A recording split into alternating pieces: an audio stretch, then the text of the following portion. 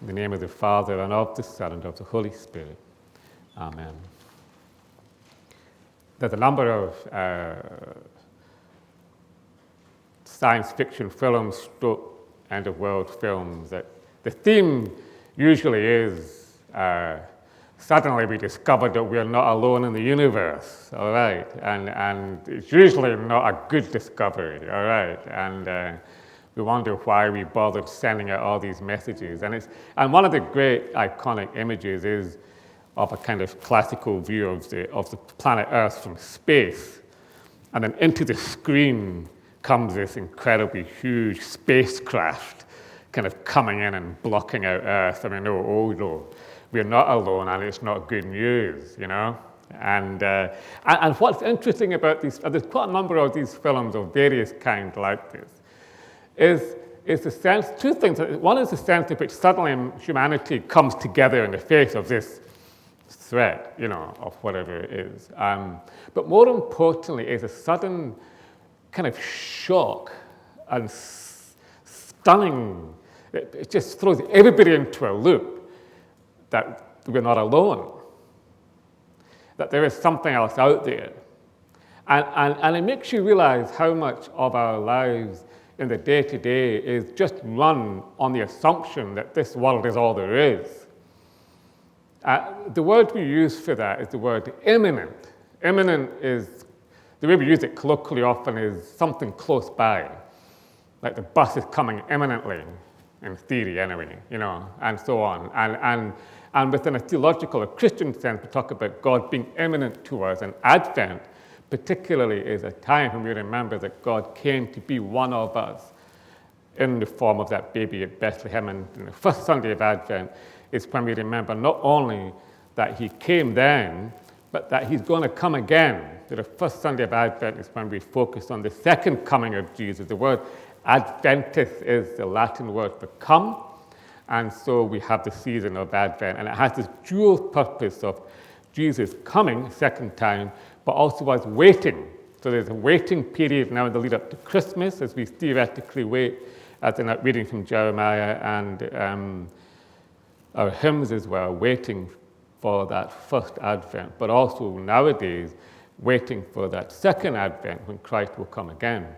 And the reality is, though, that the majority of people in the world, vast majority of people, even Christians, for all pragmatic and practical intents and purposes, really function and make our decisions and view the world through what's called an immanent frame. An immanent frame is basically within your head, and I'm talking about myself here as well, is that really you look at the world really as if this is all there is. That there are no aliens coming, thankfully, but also that really there is no second coming either. You know? And we think about, I mean, the chances are that a few of us may actually die before the second coming comes. I've often prayed sometimes for the second coming to come quickly because I'm just fed up with whatever I'm doing at that moment in time. But anyway, there we go. So there's a sense in which we will face whatever comes out of this world, beyond this world, sooner rather than later. But we tend not to think about it very much. It doesn't really impinge on our heads that we will stand before God and that there will be another Advent. Either there will be an Advent into his presence or he will come again. And this first Sunday of Advent is a kind of reminder, and the word for that is transcendent. The word transcendent means overarching, largely. And we use it like in a classical sense. There's a transcendent meaning to things. I've got my niece and my brother staying with us just now, and Meg is in her early 20s, a drama student, so she's trying to figure out what's next and so on. And we're talking with her about her purpose, what she's doing with her life, and that sense of that she has a meaning and purpose to her life that then gives the imminent decision some sort of a rationale. It gives the imminent decision, the day-to-day decision, some sort of principles within this bigger story. And in Advent, what we have is the coming together of these two things. Suddenly, the transcendent is going to come again. in a much more obvious way. The transcendent did come in the person of Jesus as a baby, but we're saying the second advent is one Sunday a year when we remember that we are not alone. And that this immanent frame which saturates our thinking. It really, thinking about, for example, the incredibly rich and nuanced discussion they had in the House of Commons about the assisted dying bill, okay? It was great seeing our Commons actually doing something really substantive for once and really digging into very complex, difficult topics which people of good conscience can disagree about on this, including within the church. But that debate and that discussion is primarily held within an immanent frame, within which the end of life is the end. The end of life is the end. Now, I'm not saying, having a transcendent sense, that the end of life from a Christian perspective is not the end. It's only the beginning of something else. Now, I don't know, I'm not making assumptions on how that would decide somebody's position on assisted dying, but I think the debate would be slightly different if that debate was held within a transcendent frame, not an immanent one. Quite a different view you would have on things. That this immanent frame, which so much saturates us, the decisions we make, the values we have. So another example would be, within a Scottish context, I would suggest, but quite a secular society we have here, and it's not a criticism, it's just an observation. Within a Scottish context, it would be it's quite difficult to persuade, motivate, encourage people to make a sacrifice, a genuine sacrifice of some kind, whether it's financial, whether it's to do with their time, whether it's just to kind of give way in a relationship or whatever it might be. Because sacrifices tend to mean that there's not much in it for me, by definition, all right?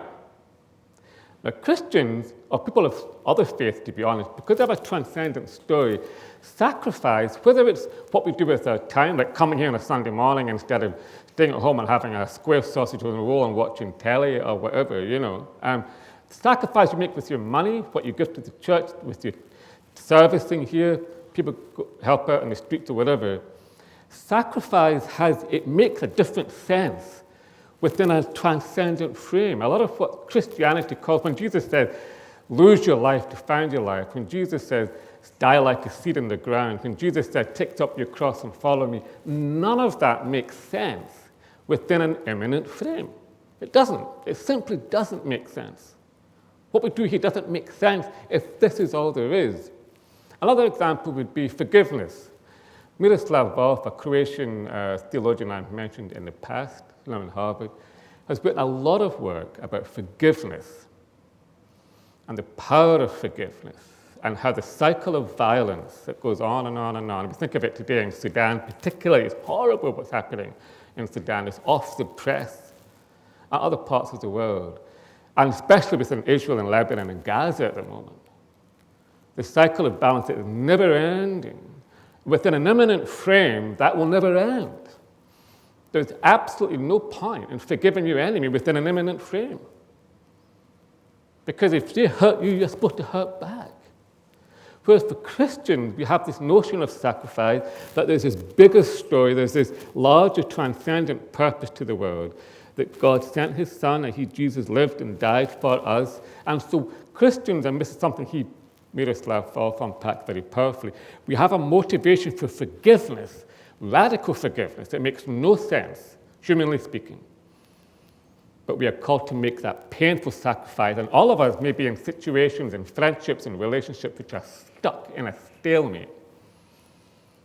A kind of cool, cold wall, nobody's going to shift, And I think the notion of sacrifice, being willing to be the person who reaches out in vulnerability, because we have this transcendent story of a God, have this bigger story that makes sense of sacrifice, it makes sense of forgiveness, it gives a rationale for laying yourself open in the agape love. Having that there can make all the difference. It really can make all the difference. I'm just reading about a church, I'll remain endless over. I met somebody in a Church of Scotland who'd been another Church of Scotland before that, somewhere else in Scotland, which will remain anonymous as well, all right, okay? And he said what really struck him, because Ian and I just popped in to have a look around because the door was open. They had a big renovation done. It was amazing what they'd done in the church. It's absolutely tremendous what they'd done to the building. He said, it's incredible to hear the difference between the other church, which would take, if they were doing fundraising, for example, it would take them 3 or 4 years to get to the particular sum of money. Whereas in this church, people give very sacrificially. People have a real vision of this bigger story of what church is here for, that this needs money, that it needs to get done, and so they give generously, really costly sometimes. Sometimes it means they don't have a foreign holiday, they have a holiday, or they don't have a holiday at all. I don't know what it is. But there is a sense which that church, he was still amazed at how that the energy in that church that was driven and motivated by the willingness to give sacrificially, not just money but of time, it just creates such a dynamic and such an attractive thing to be part of as well. So this first Sunday of Advent, I'm supposed to be preaching about judgment and the second coming, and that's what you're supposed to be hearing.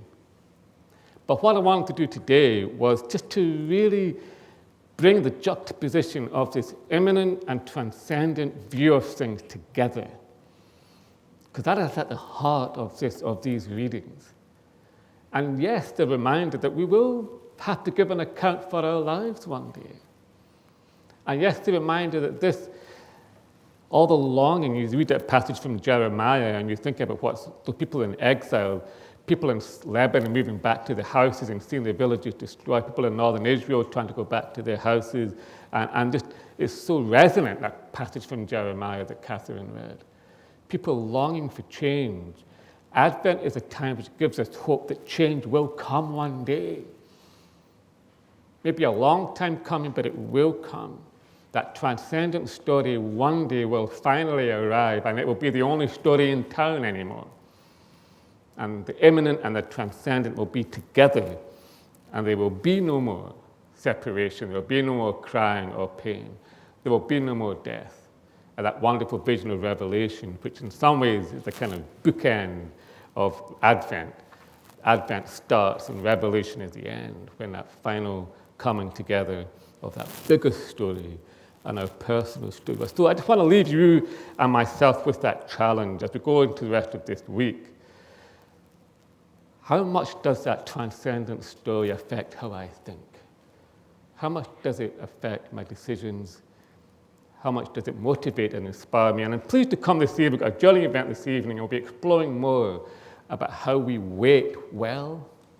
I think learning to wait well is a really, really important, life-changing virtue that I'm absolutely rubbish at. But by preparing a session like this evening, I'm trying my best. All right? So do come back this evening and be unpacking more of what that waiting looks like, waiting with that transcendent vision in mind.